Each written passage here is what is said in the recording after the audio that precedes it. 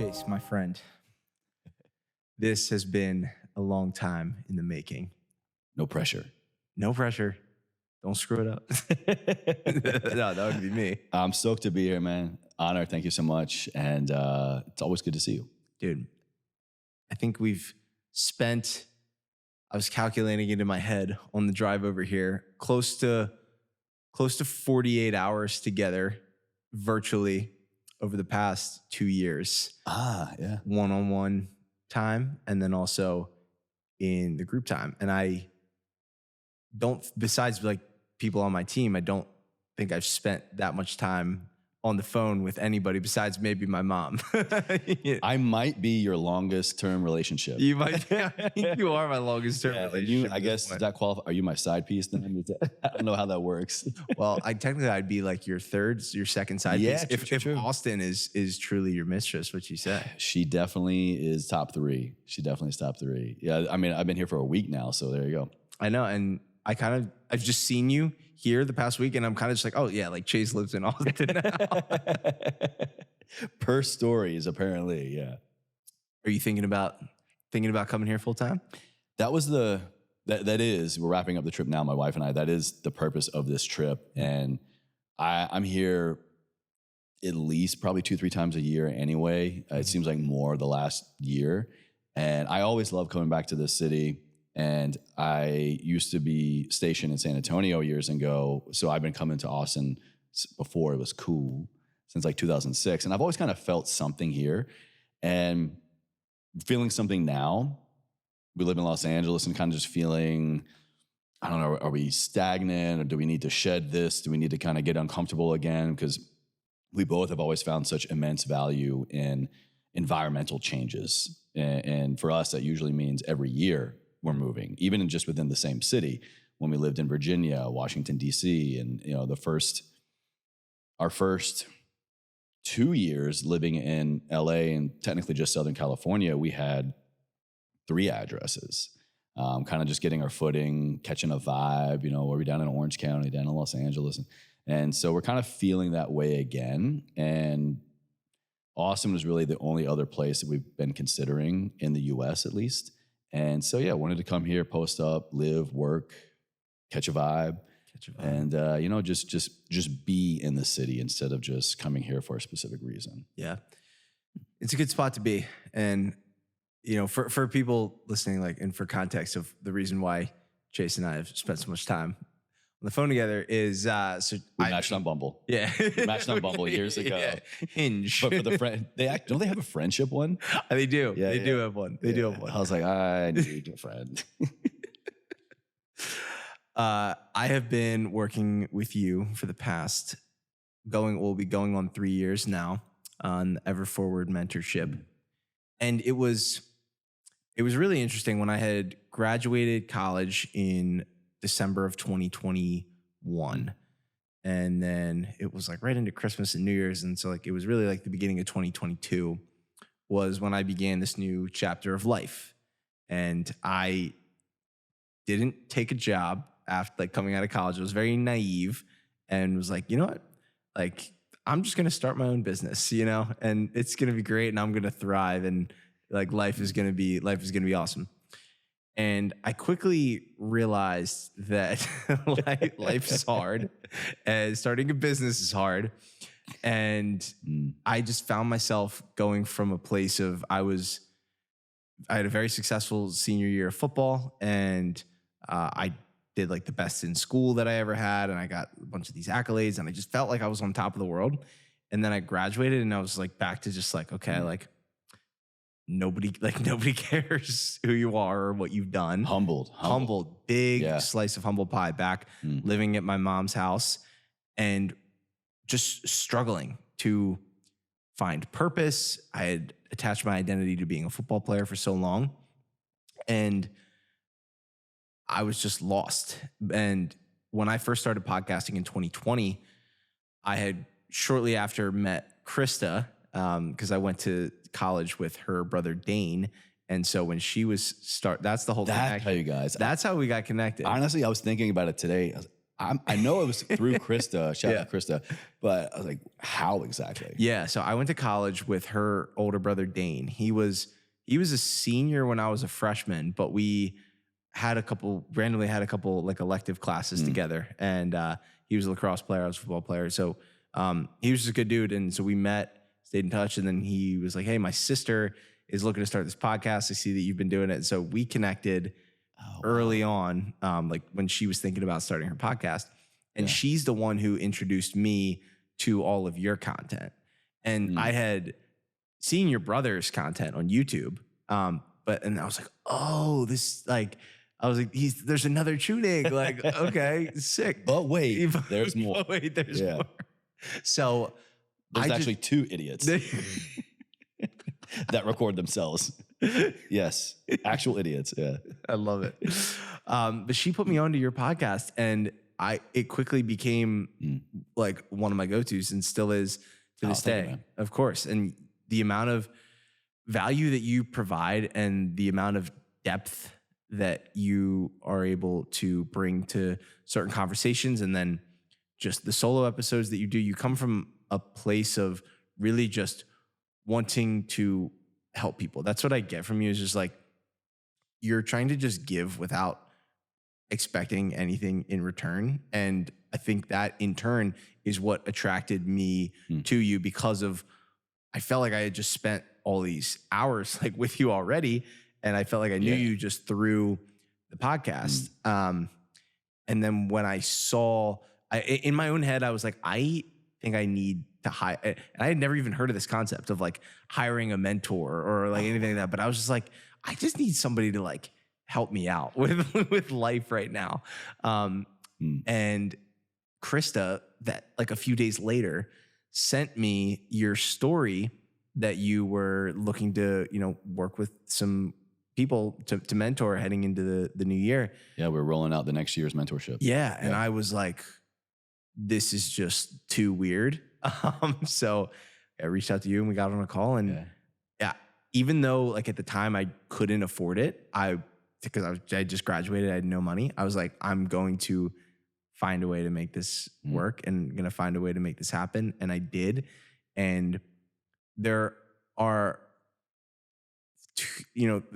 two people in my life that have really made like a very profound impact throughout my life. And that's my mom and my grandfather. And, you are that third person who I feel like has really helped me transcend into the person that I am and continue to elevate into the person that I am becoming. And so to that, I say thank you. And you helped guide me in a direction that I didn't know that I wanted to go. Wow. Which is really profound, because when I came to you, it was because I wanted to start a coaching business for health and fitness. I was like, well, Chase has done this, and he does the podcast. Like, boom, like this is perfect. And then you would give me all of the things that like I needed to do that would have helped me build like a successful coaching business. And I just wouldn't do them, or I would start it and I wouldn't. And you'd be like, why are you not doing them? And I was like, I don't know. And you're like, well, maybe it's because you don't want to be a coach. And I was like, oh, yeah, maybe you're right. And all this time, like I've always just wanted to do this. I wanted to podcast. I wanted to create content. I wanted to go out and explore and do all these crazy things. And I just didn't think that they were possible. Right. But it was. And you didn't know how. And I didn't know how. And every time, it took many, many months and many, many calls, many, many hours for me to finally get on that path. And, now it's over the past few months, it's actually been like, okay, we're building up versus just like going back to square one every month. So I just want to say thank you for that. And I just wanted to ask you I'm curious if you've always been this type of person that helps and guides and brings people into a place that, like for me, they needed to get to, but they didn't know how. Well, first of all, I feel that, I received that. Thank you. I got so much love and respect for you, man. It's been like, seriously, not to go off on too much of a tangent already, but how I work with you and what I've been doing with you and a handful of other people for since 2018, when I started my full-time entrepreneur journey as a entrepreneur, coach, creator, podcaster, working with people like you, it's more than just like a level of hunger and interest and curiosity and commitment. It's this innate knowing that you don't know why it's there, you don't know how it got there, and you're not quite sure exactly how to fully express it, that I love working with so much, because it's really kind of my filtration process, because I only really work with people like that in this capacity. And it's a very small part of what I do generally professionally, but it's because it's the most fulfilling thing for me. And I look back to where I have been in my journey of self-discovery, self-help, personal development, growth, whatever you want to call it. And I can go back to like that visceral feeling of what I just described. And like, I could tell, man, from the first phone call I had with you, I was like, shit, this is me 10 years ago, 10 years ago. And it's not even really like what you said. It was more so what you weren't saying. Because, and like, no discredit to you, but like, you didn't know how to articulate it. Yeah. I mean, correct me if I'm wrong, but like, I could just tell, I could feel this innate visceral feeling that you had, that there is more out there. There's more in here also. I'm just not sure how to tap into it. And more importantly, like at the phase of life that you were in, rightfully so, is this just like some fleeting feeling? I'm supposed to be getting a job. I'm supposed to be transitioning into my career. I'm supposed to be taking all these things that everybody told me I was, and the accolades I collected and the degree that I got and all this stuff, and utilize that. But like, bro, I was like, I don't even know where my degrees are. I got a master's. I got all these certifications. Like, I don't even know where they are. And it's like that you just know that doesn't matter as much as the rest of the world is telling you that it does. And when I think back to like the moment when I figured out somehow, some way to voice that to the person that eventually became my first coach and mentor, Yetta, who I know you've had on the show and have talked with, and like it was like, oh, there is a way, because this person has been there before. And so that's my long-winded way of saying that's exactly what I heard in you. And bro, like, we're year 3 now working with you, serving you, and like, dude, I get so much out of it too. Like, after phone calls and just messages, and it's just like the way that I get thinking and just crafting, all right, how can I help him more, or what dot needs to be connected, or what level of person do I need to rise to in order to keep rising to the people that I work with like this. That's why I keep doing it. And that's why I keep doing it in such like that small kind of container that I do. But to answer your question directly, consciously, no, I didn't know that this was me. I think, and I've been getting this question oddly enough more and more. And I've been doing a lot of reflecting on this. And I think it's just there's a lot of innate characteristics that we have that I'm not really sure why they express themselves the way that they do.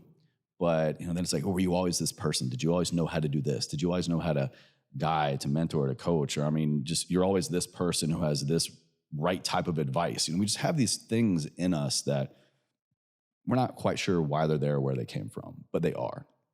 And so then it's the conundrum of, how do you articulate that? How do you translate that? How do you maybe even teach it? It's like, be me? Yeah, I'm not sure. But when I look back, I think it's just a series of unique experiences and roles that I just found myself in. First and foremost, I didn't ask to be here. My mom and dad, God bless them for creating me. I'm glad I'm here. Life is dope. But I didn't ask to be here. I didn't ask to be the oldest of three. I didn't ask to, you know, do a lot of these things that I found myself doing, but it was just kind of that innate role that I fell into because of my life, because of nature and nurture. And, you know, I do think out of the gate, any oldest sibling is probably going to relate to this. You kind of get the older brother or older sibling syndrome. So you kind of naturally, you're the shepherd, right? You're kind of taking care of the flock, you know, watching after your family. But my family had also another unique dynamic to where I was the oldest, but I also, I guess in a way, was like stepping into the man of the house role quite a bit, because not to say my dad wasn't around, but he was in the military as well. And you know, I joke like Chewnings we love to serve, but apparently we just can't make it because, you know, like me, he was medically injured and medically discharged. Persian Gulf helicopter accident, and you know, so then he kind of found himself having to transition again, and so he was gone doing a lot of random odd jobs, and then he started his own business. And so I think I saw my dad more when he was in the Army, stationed away from us, than I did when he opened up his first business. Oh, wow. And so I kind of was like stepping into being more present in my family, and you know, whether they realize it or not, I was getting asked to do more of the man things around the house, and I just viewed it as like, all right, this is what I have to do. And so when you're not really given a lot of other options, and growing up in kind of a conservative, very religious household like I was, in a very, very, very small town, I grew up on almost 200 acres in the middle of nowhere. So like you don't have a lot of other influence. And so it's just what the family needs, the family gets. You know, we all have roles to fill. And then, you know, my parents splitting up, trying to just connect my family members, my brother, my sister, and just be more involved as much as possible, because I saw the weight of not being a connected family, that the toll that it took on my dad. And he knew that my mom and dad weren't meant to be together, and then found my stepmom, and we had a great relationship, everybody there. But it's just like, I could see how much it tormented him to not have his kids together. And I very quickly developed a strong bond with my dad in a lot of different capacities. And I think, honestly, I'm kind of just thinking out loud right now for the first time about this, that seeing that in him called me to be what he couldn't when he couldn't, to make sure that my brother and my sister were taken care of, to not be as much of a asshole kid as I could, you know, to not get into trouble, and just to like make his life easier, because I saw when we all were together, I loved that so much. I loved having my family together. I loved it when my brother and sister were together. I loved when we could all just be together. And I was like, oh, if I can help in some capacity make that happen, if I can connect these dots, if I can not be a burden, not be a worry in any way, then when it can happen, like that's ultimately what I want. So why wouldn't I get on board with that? And then, you know, I think leaving home after that, you know, I enlisted in the Army and I served 6 years active duty, and I worked my way up through multiple different leadership roles, and got promoted. And you know, I wound up exiting as an E6, a staff sergeant, which is a pretty good leadership position. Anybody familiar with the military ranking structure? So like you're thrown into those situations. And then, you know, corporate America, again, working my way up, getting promoted, becoming a director role. And so it's just kind of the only way that I knew how to be. I think I've always wanted to be, or I guess outside looking in, it looks like I'm trying to be a leader, but I don't know if I'm as much of a leader as I am a facilitator. I don't know if I'm as much of a leader as I am someone that maybe sees a little bit more of what's going on and recognizes like, I know really what you want. I know what you want. And I know some other things that you don't. And I kind of have this big picture of people and situations. And like, if I can help facilitate us all to get what we want, not for the sake of I want, therefore I should have, but if it all serves our individual interests and a collective interest, why can't we just get there, you know? And a quick little story I'll share to then shut up and pass it to you. This is a problem when you interview a No, podcast. dude, this is not about me. I think where this originally came from, or at least like when trying to understand yourself, right? Habits, or why am I the way that I am? Where did this come from? I know you've done it. We've done it together. You kind of trace back. I did this, because of that, because of that. And you kind of go back and back and back. One of my very first memories, if not the first memory I have as a human being. We're back on my grandparents' property. I'm 4, maybe 5 years old, like probably 4. And I'm coming down off this trail, off the hillside, off one of the mountains. And I see my mom and my dad, their backs are to me, they're facing the back end of the property. And I couldn't really hear exactly what was going on, but I could just tell, oh, this isn't a pleasant conversation. My mom was just kind of like shaking. I could tell she was crying, and my dad was like consoling her. And they weren't arguing, but I could tell this was a very difficult conversation. And then I look over and I see all of our animals, our dogs and cats. And then I see in the window of the living room, I see my grandmother playing with my siblings. And so I immediately just have this vantage point that no one else in my family had. And I could see great things going on. I could see play. I could see family time. And I could see the struggle. But I could also see how we're all connected in all of this. We're quite literally in the same situation, but having radically different experiences. And I mean, I'm 4 years old. I don't understand this at the time, but reflecting back, I immediately kind of go, oh, mom and dad aren't happy. I need to make sure that my brother and sister don't know about it. What if my grandmother comes out? Are they going to interact with this? And so I just had this unique vantage point of all these variables going on into their world, but also my world. And so I do believe that kind of realization has carried me through. And that's consciously or subconsciously what I do and what I look for. Like, you're doing this over here, that's going on over there. Like, what do you need? What's happening also maybe that you don't know is going on simultaneously? And just what would raise us collectively? Mm-hmm. And if there's a way to work on that as a whole or individually, then I think I've had no other choice out of the gate, man. You mentioned something a couple of minutes ago that really struck me, and it was when your dad wasn't home much, you had to take on a bigger role. And it was like, this isn't really what you wanted to do, but it was like, this is just what like I have to do. And you said your dad was a military man as well, and you mentioned that you enlisted as well. Did you feel like that was something that you just had to do, or was it something that you truly wanted to do? I didn't feel like I had to do it, but I also didn't feel like I wanted to do it. I was 17 years old and had decent grades. And like I said, I came from a very small town. And I never wanted for anything, but I could always tell money didn't come as easy to us as it did a lot of other people. Mm-hmm. And it was, it held us back in a lot of things. And I was always hesitant to, ask for things or go on trips because I was like, I know it's like, we can't afford it.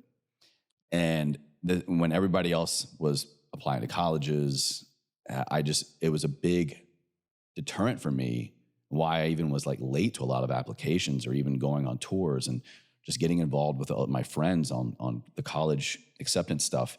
Because I was like, what's the point? I don't know if I'm going to be able, my family can afford to send me. And so that coupled with, I didn't really know what I wanted to be when I grew up. Fun fact, I like to do art, or at least I did a lot as a kid. And my grandmother was very artistic, great painter. And, she fueled that flame in me for many years. I was pretty good in art class in like middle school and high school. I was like, oh, well, maybe I'll do that. So I'll pursue graphic design. But then when I thought, do I want to really commit years and tens of thousands of dollars to something that, you did okay in 10th grade art class for? And so I was like, if I don't love it, then why would I want to commit to a degree plan like that and ask this of my parents or try to figure out how to pay for it? And so then the idea of legacy really came into play. My dad began to, he never like shoved it down my throat, but he definitely once came time to like, all right, Chase, you're going to be done with high school soon. What do you want to do? He just began to share his experience more with me in a very raw, unfiltered way. And my dad was an 11 Bravo infantryman, so like grunt. And if there's anybody to talk to you about what the military life can be from the baseline up, it's going to be that guy. And he was National Guard, so like part-time, and then went active duty full-time, served with the Rakkasans, 101st Airborne, one of the most prestigious airborne, air assault infantry groups in the military in the world, Persian Gulf vet, like I said. And he just laid it out straight for me. He's like, yeah, like this is what you can do. This is what you'll learn. This is what I loved. And my dad, like I said, he was in a helicopter accident and had a major back injury.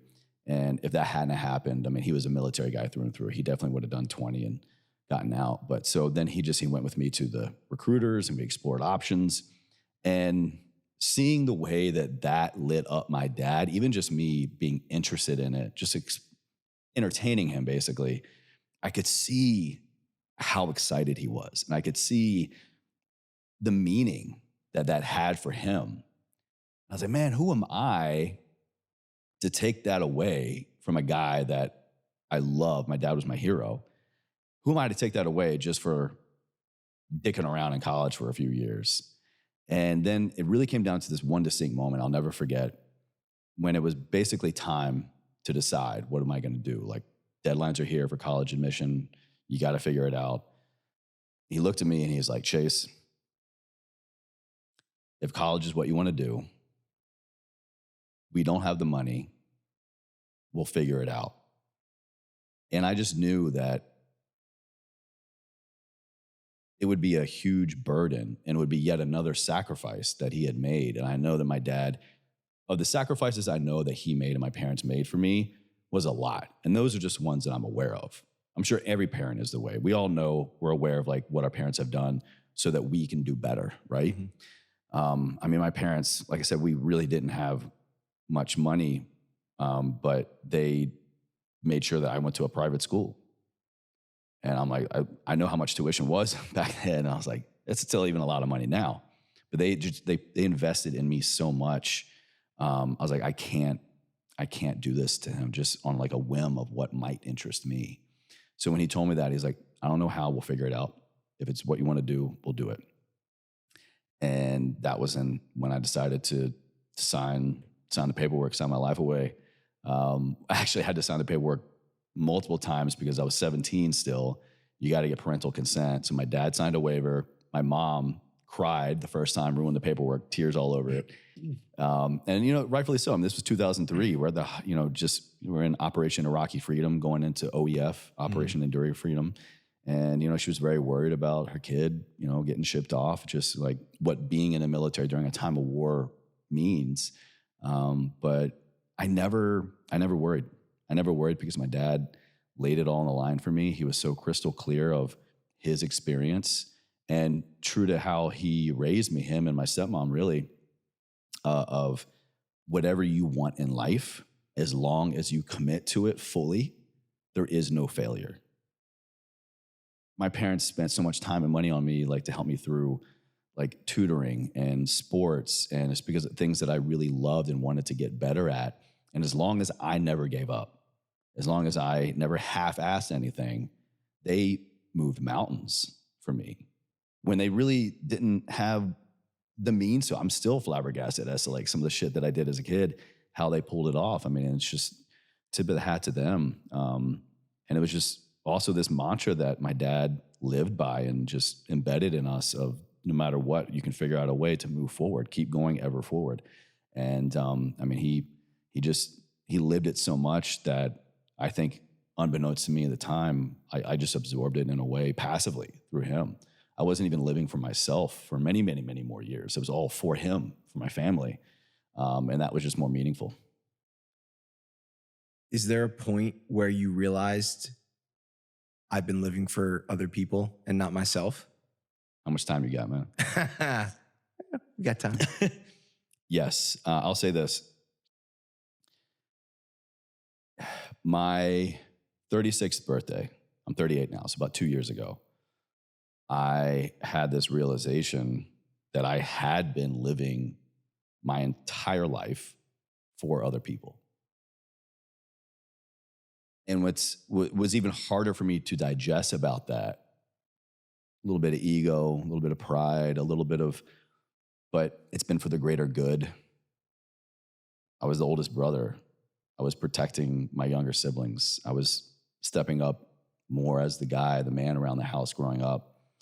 I was free, if not cheap labor for my parents. Like my dad opened up multiple businesses, coffee houses and a steakhouse. And like when people wouldn't show up to work, you know, he's still there and like, hey Chase, throw an apron on. Hey Chase, bus boy. Hey Chase, hey Chase, hey Chase. And you know, I just did, and I served. And then I literally served, you know, 6 years active duty. And I gave my body to that job. Suffered career-ending injuries for what? I was like, I'm only here because I wanted, you know, to honor my dad. A year into that service, he passed away. And so then I'm continuing out this choice that I made, but for somebody else. And then, you know, fast forward year after year after year, up until 36 years. And I'm like, okay, you did for others. Who's going to knock you for trying to be a good big brother? Who's going to knock you for being a good son? Who's going to knock you for serving your country? Who's going to? But like, also, like, no one asked you to do that. No one forced me to do anything. No one asked me to do anything.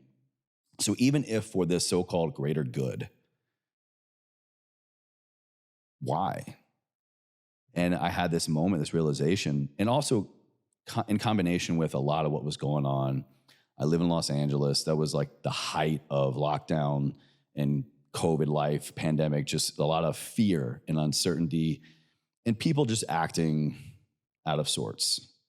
There was a time when, you know, I'm a big rule follower.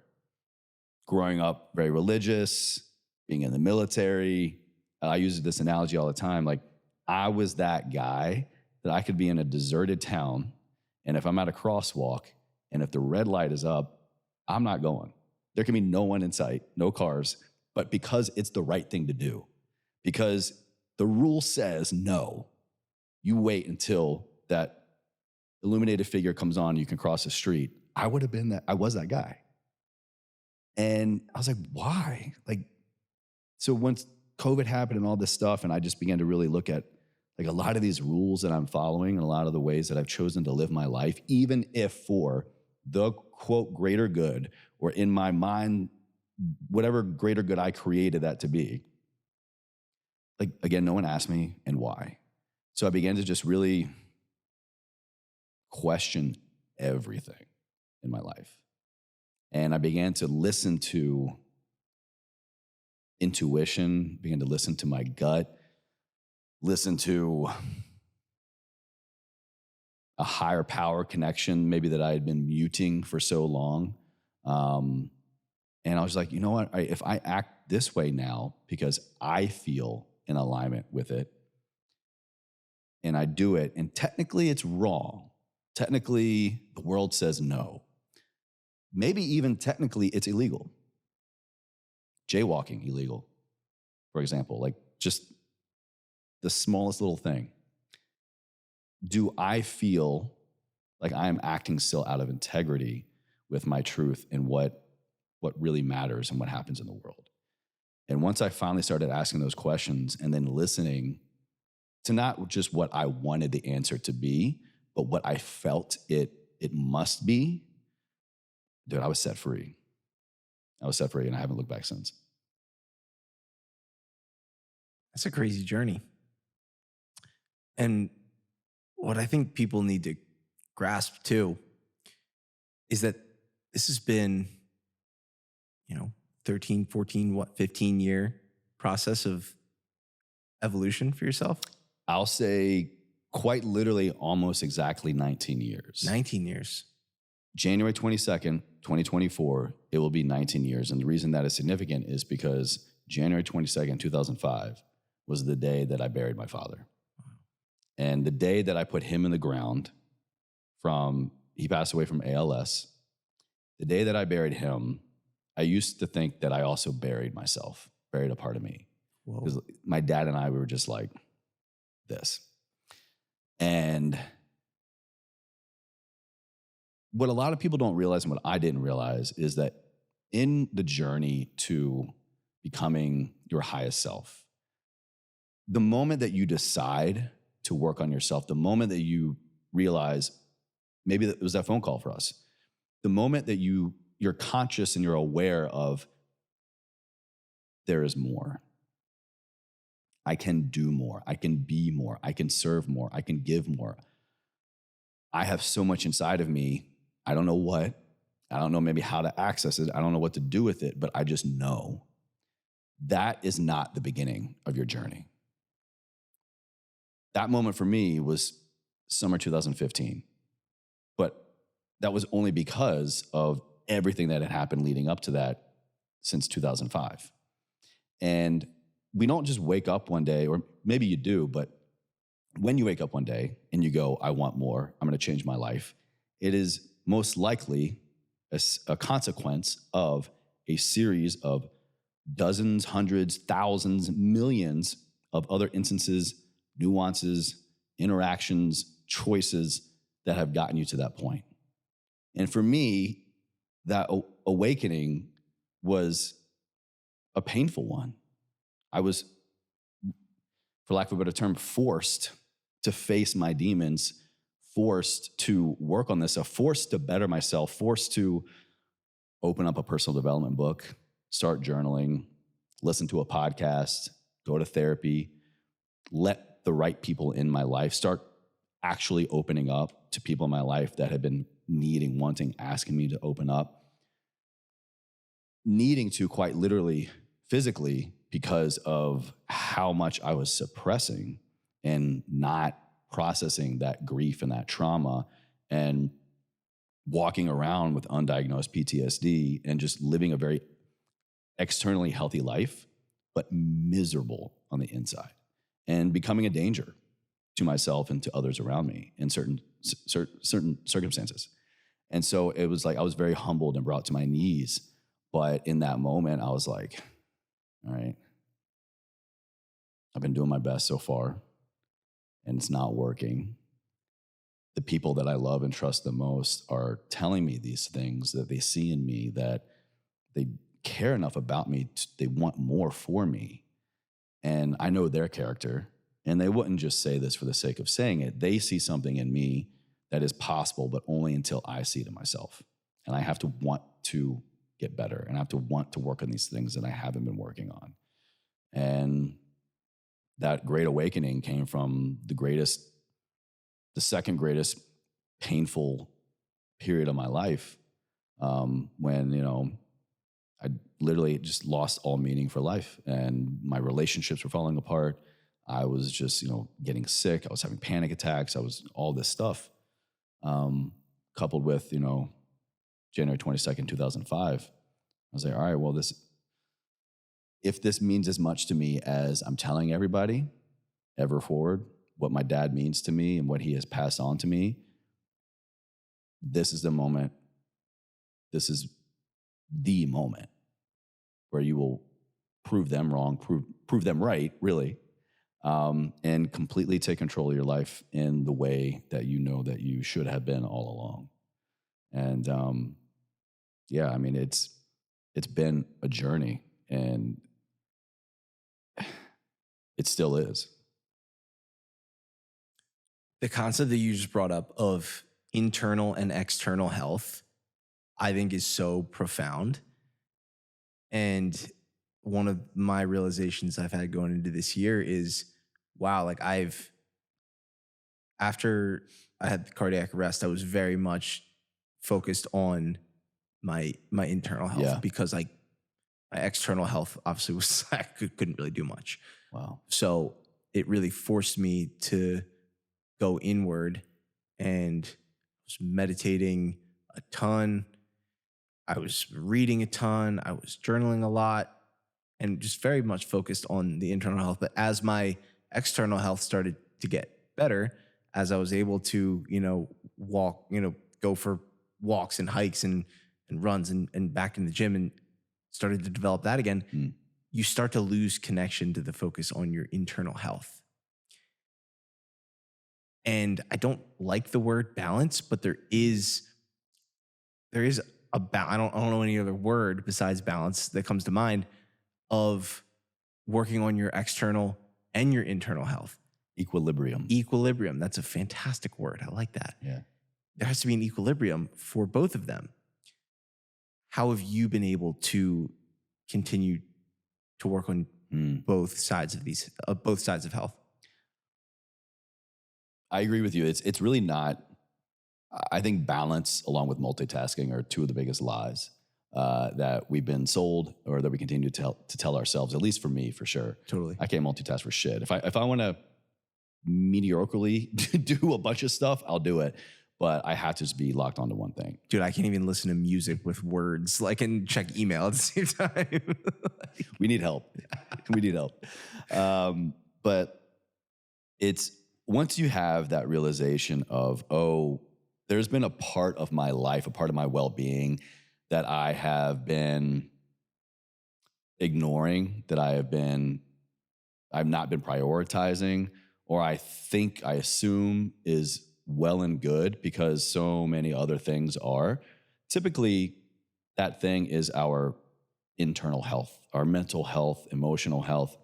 And I'm here to tell you that, like, to kind of highlight that story, why it's so important, or what was kind of forced for me to like focus on was, at that point, I had gotten promoted. I was killing it in my career. I was in this incredible relationship. I had just moved up to DC at the time, living with my brother. We were like reconnecting in ways that we hadn't done in years. I was the strongest I had been up to that point. I was the leanest I'd ever been up to that point. Externally, dude, I was killing it. But dude, I couldn't watch a movie with a death scene in it without becoming inconsolable.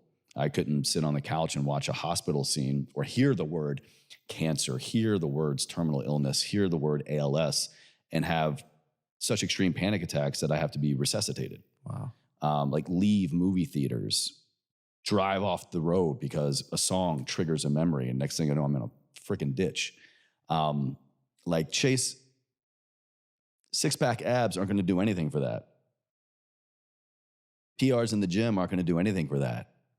Having this great partner in your life, having this job, like check, check, check, check, check. But bro, you are falling apart.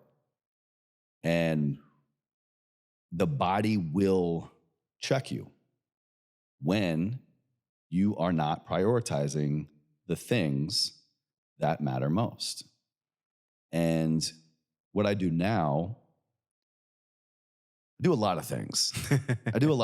But let me try to rein it in. Now it's I'm on about a 20-year journey of, physical fitness, of wellness, of being aware of what I'm eating, sleep, all the things that you and I know your audience are aware of or are becoming more aware of.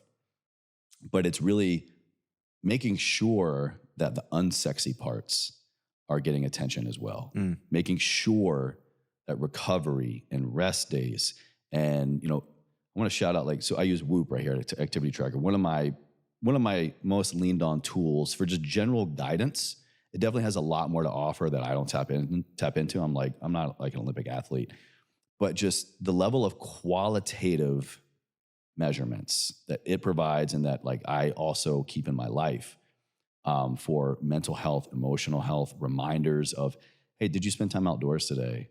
Hey, did you connect with friends or family? How much time did you do that for? Even so much so, I can actually, to a certain degree, manipulate my biometrics by, okay, all right, I've been working this hard doing this. I'm going to block time for nothing. I'm going to block time for outdoors, friends and family. I can actually manipulate and improve my health by the level of stuff that I'm not doing. And once I realized that, there's a lot of power and cool things to gamification and getting feedback from a wearable or something like that. But it's really this prioritization of the unsexy stuff, of rest and recovery, of qualitative as much as, if not more than, quantitative measurements. Instead of measuring, calories or protein for the day, which is still very important, or concerned about a number on a scale or weight on the bar. It's okay, when's the last time you cried? When's the last time, I called my mom? When's the last time I blocked time, as great as I am at time blocking, for literally everything? Shower, cold plunge, gym, lunch, phone calls, email. Where's that block of time that is nothing, that is creative, that is technically white space, but like prioritize white space? That honestly for me has been the biggest needle mover in how I feel, but also really, I want to say making sure, but mitigating as much as possible anything like that, those kind of undesirable feelings and hard emotions. I don't want to say bad because they are huge teachers and they serve a lot of good. They're just way more uncomfortable to get through. Is just letting myself know that they are important and letting them know that there's a time and a place for that as well. Mm. You mentioned some things that you think about, like, okay, what is important to me? What are the things for you that are most important to you?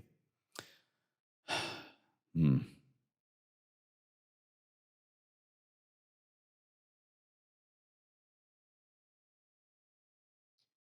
Living out of integrity. That's a trait that I definitely picked up, or at least that word, attaching that to a feeling, to a state of being. I definitely picked up from my time in the Army. We have these core values that are ingrained in us.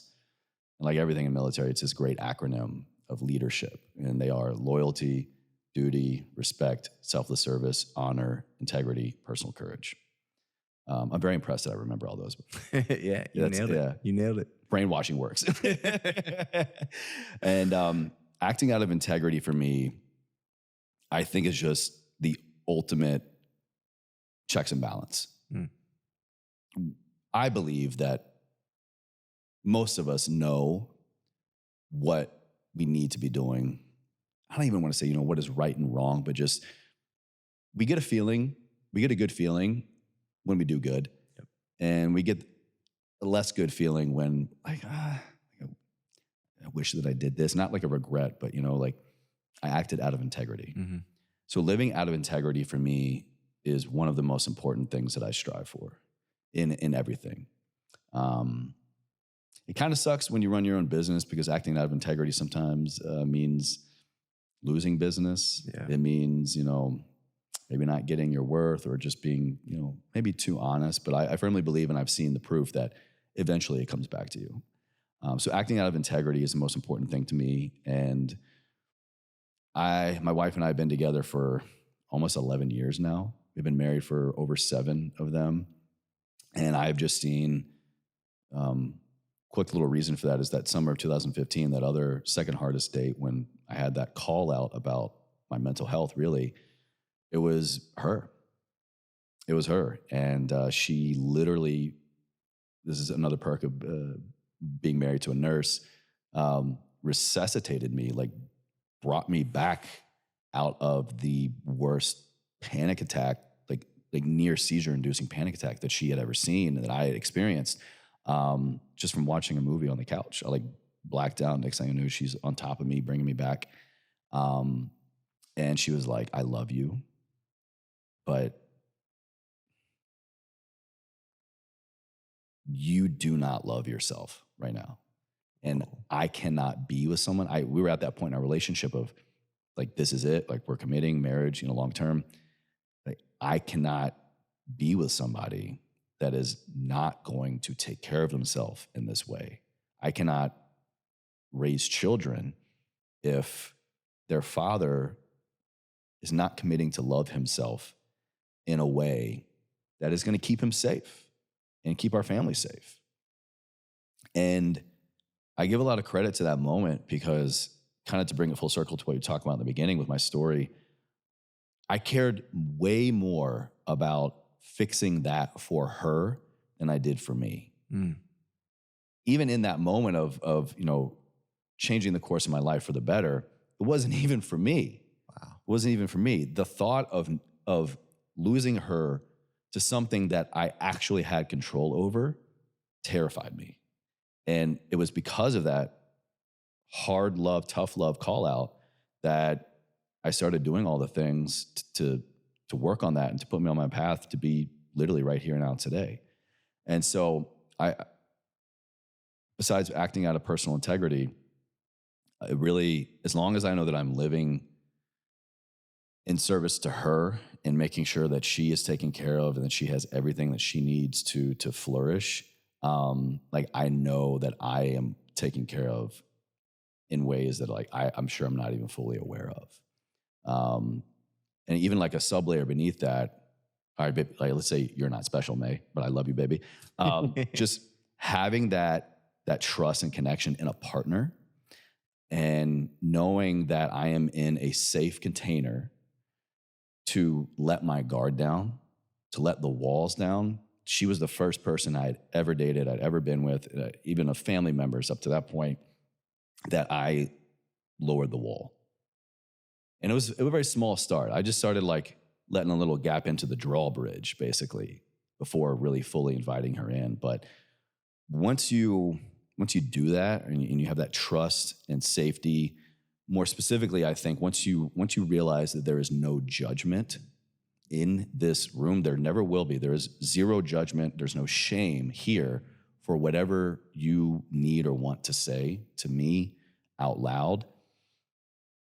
Commitment to that, I think, is the most important thing in the world. And that will come back to you a millionfold. But it's a delicate thing because look, we're all human, and there can be things in a partnership that damage that bruise that. But the most important thing is, I think, our level of commitment to that person, to that relationship, more specifically ourselves, commitment to ourselves and the personal growth in that relationship. So you're always rising together, and your levels of consciousness, your levels of commitment, desires, wants are, I don't think they're not always going to always be the same, but like you're growing enough independently that you can have the wherewithal enough to at least recognize that in the other person. And that's one thing I love most about my marriage and my partnership with her, is just like that she has that and I have that. And so we're committed to ourselves and we're committed to each other. And the more we serve that, the more we get served at the same time. So it's just knowing the right one to let in and dropping the ego enough and not being an idiot guy when you've got that other person in your life. It becomes the easiest thing in the world to commit to. It doesn't save you from the work, but it becomes the easiest commitment you'll ever make.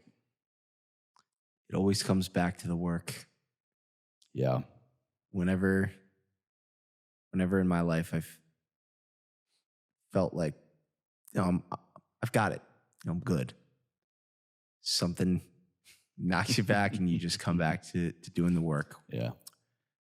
When you think of doing the work, is there one specific thing that has made a profound impact on you, that if you had to choose just one thing that you would always come back to recenter yourself, meditation, journal, like, any of the sexy personal development things?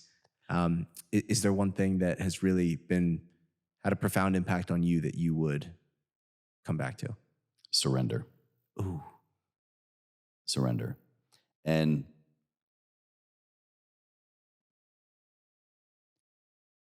surrender sounds easy. Surrender sounds like, oh, you just let go.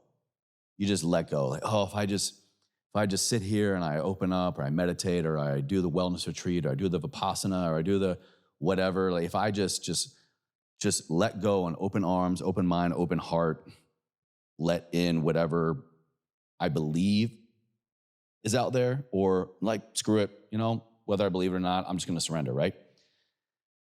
Surrender, for me at least, has been the most challenging choice I have ever made.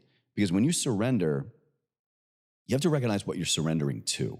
You're surrendering to everything in your life leading up to that moment, every hope, every fear, every desire, every trauma, every fleeting or still visceral living with you emotion that you're aware of, that you're not aware of.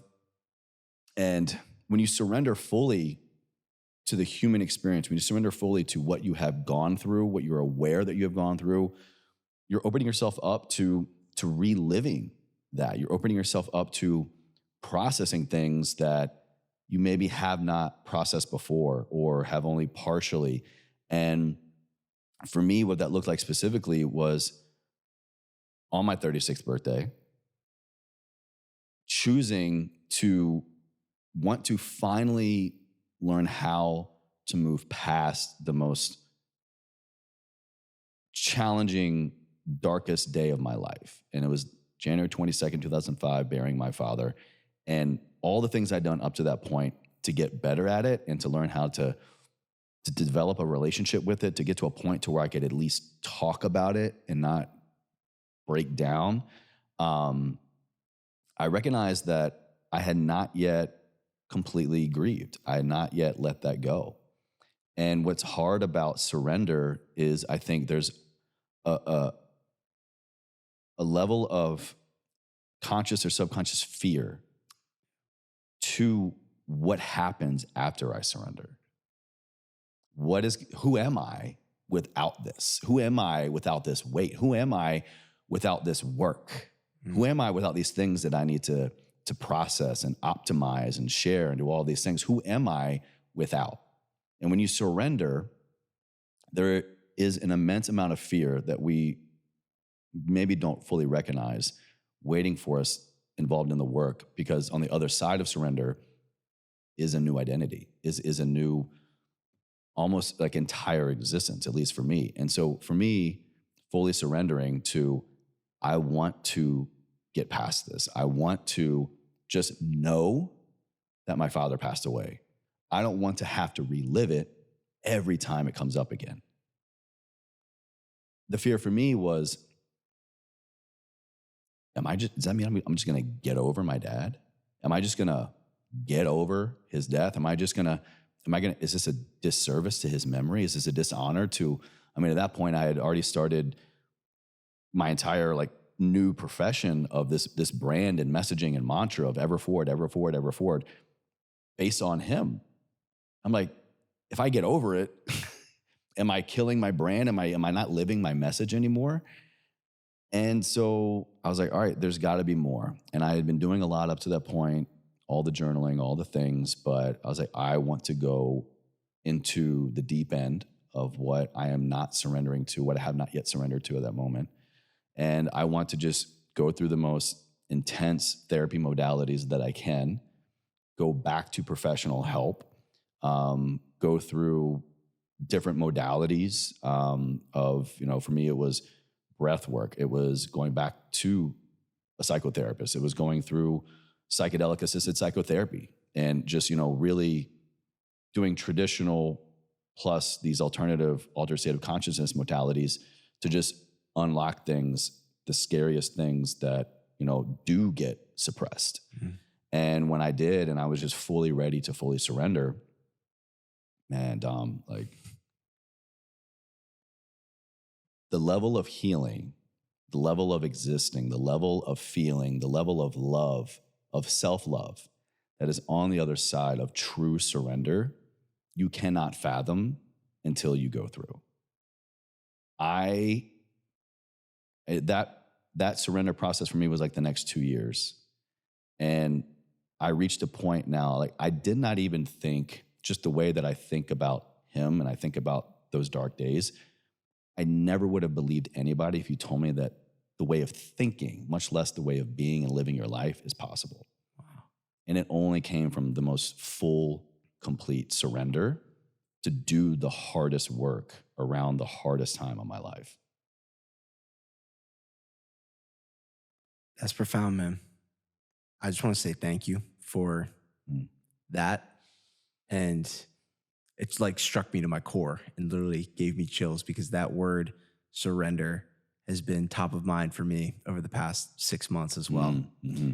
And it's crazy how those things come full circle. And it really just comes back to, we're only in control of so much.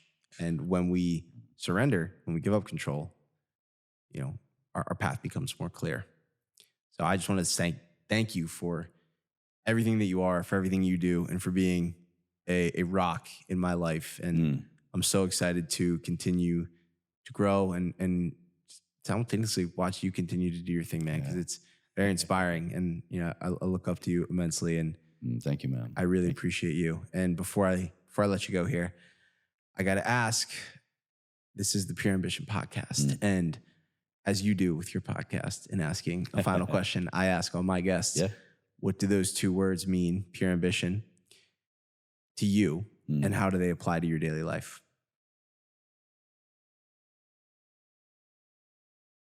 I love that you have pure and ambition. I think if you were to ask anyone or ask me, what does ambition look like, you would have maybe a different idea. But when I think of pure ambition, for me, it brings me back to surrender. To fully surrender to something, there is a level of purity in that.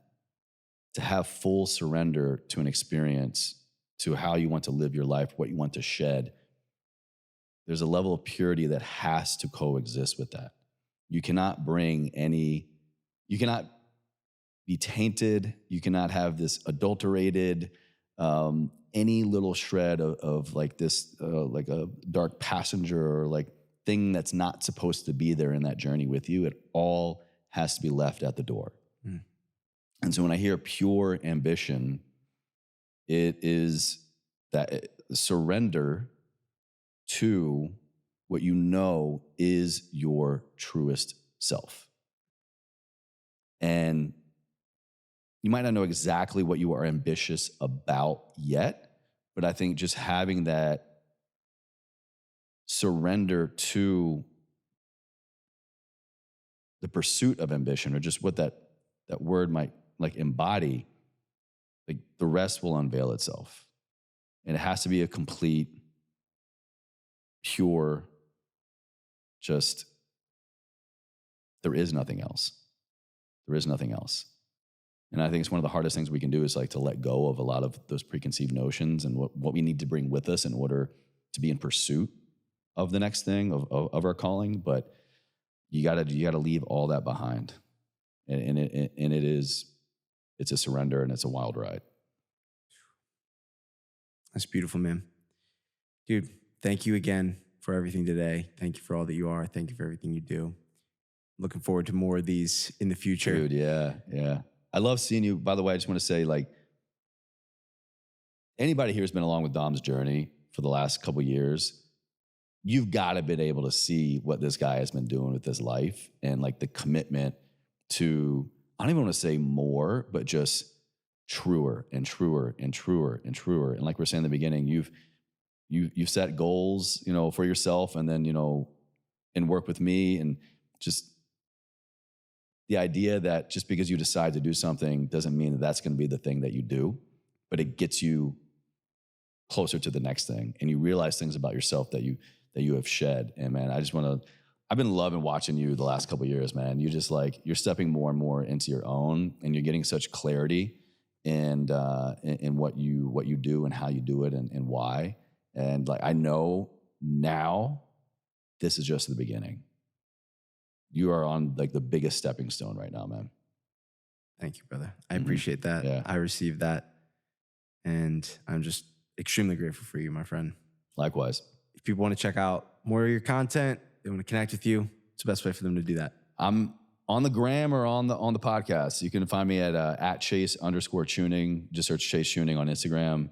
And then Everforward Radio is my show. It's all about physical and mental resiliency to learn how to move forward in unique areas of your well-being so that you can keep moving ever forward. So check it out. And if you enjoyed anything I talk about here, we definitely expand more over there. Awesome, brother. Thank you. My dude. That's a big stretch. Bang. Appreciate you, man. Thank you guys so much for tuning into today's episode. I wanted to give you all a heads up too that I launched a free community on the Upspace app where you can join, ask me questions, connect with like-minded individuals, follow my 4-week running and strength training program that has some dedicated mobility sessions in there as well, so that we can all optimize our health and fitness together. So if you're interested, head over to the App Store, download the Upspace app, and join the Pure Ambition community today. Love you guys, and I'll see you in the next one. Peace.